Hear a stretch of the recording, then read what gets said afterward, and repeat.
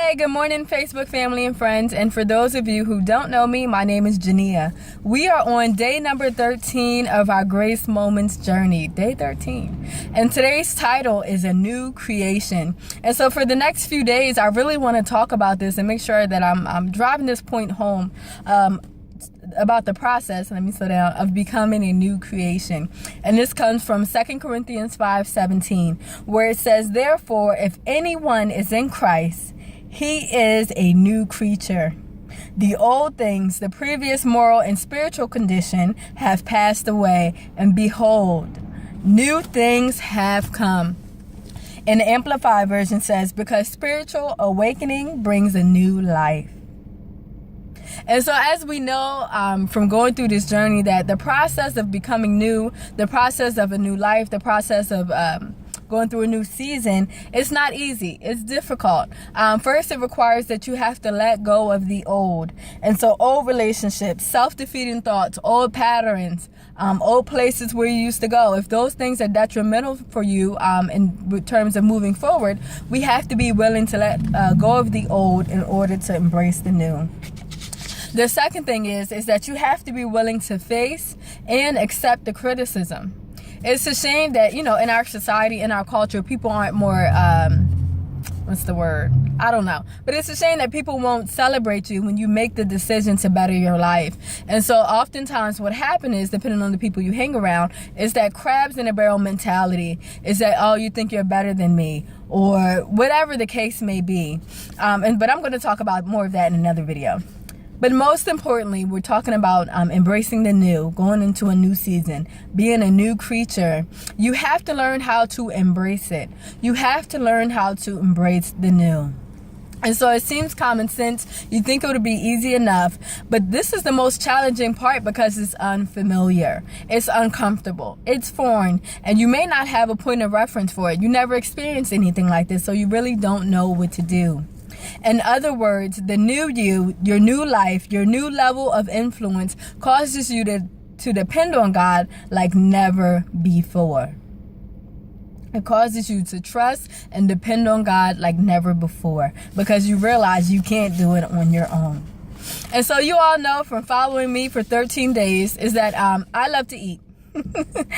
We all know this is not new. And I have an example that I hope will make sense for you. And here it goes. When you get used to eating canned string beans, follow me now. When you get used to eating canned string beans, fresh string beans taste awful.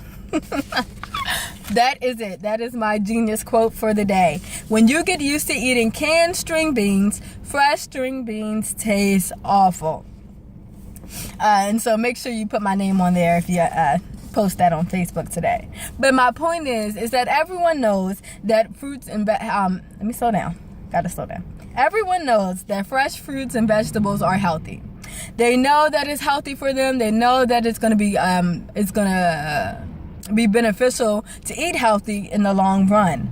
But even though we know this in our mind, we know that eating healthy is the better option, we know that fresh string beans are better than canned string beans, it still doesn't change the taste.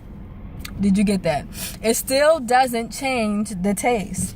And this is what happens to us. It's a similar process when we start to embrace the new person that we are in Christ. We know it's good for us. We know that we need a change. We know that, this is going to be a better way of life. We know that this is not just going to change my life, but my family's life. But it still doesn't stop the internal conflict from happening. It still doesn't stop your flesh from warring against the Spirit of God. It still doesn't stop those automatic reactions, responses, or reflexes that you have learned over the years. So in other words, you have to train yourself to embrace the new. It's just like being in an unhealthy relationship, whether that relationship is a romantic relationship or not. When you're in an unhealthy relationship, and when that's all you've seen, when that's all you've been exposed to, when that's all you know, you have to learn. You have to retrain your brain. You have to learn what it looks like to be treated fairly and equally.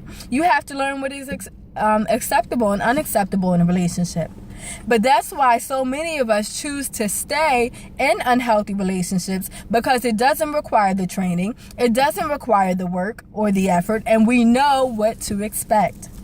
At least we know what canned string beans look like, right? Wrong. Facebook family and friends, I want to encourage you today to embrace the new and trust the new season that God has for your life. Your mourning is over and joy is your portion. He has given you beauty for ashes. And we said before that ashes represent those dead places in our lives. So those past failures or mistakes or sins or flaws, the old you, the old man. God looks at you today and he calls you beautiful. He calls you good. And so I'm going to stop here. This is probably the shortest video I've ever done, but I think this is good for today. Tomorrow I'm going to come back on talking more about embracing the new and looking for the Bible, looking in the Bible for other references and different stories that's really going to drive home this point. I was so excited. This message, it just began to download. God began to download it into my spirit. And I'm excited because I really want you to get this before we end this journey. And so this is it. I want you to meditate on this message for the rest of the day. God calls you beautiful. He looks at you today and he says you're beautiful, you're good, he's satisfied, he calls you worthy, he calls you son, and he calls you daughter. Think about that. Embrace the new that God is calling you. When the enemy tries to bring up your past, tell him you don't live there anymore.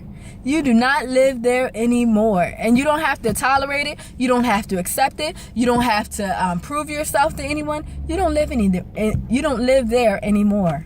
God calls you beautiful. He calls you good. He calls you worthy. He calls you son. He calls you daughter. So tomorrow, again, I will join you for day 14.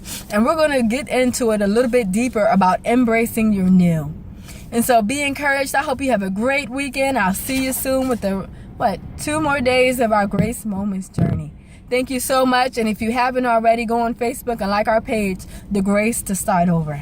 Thank you.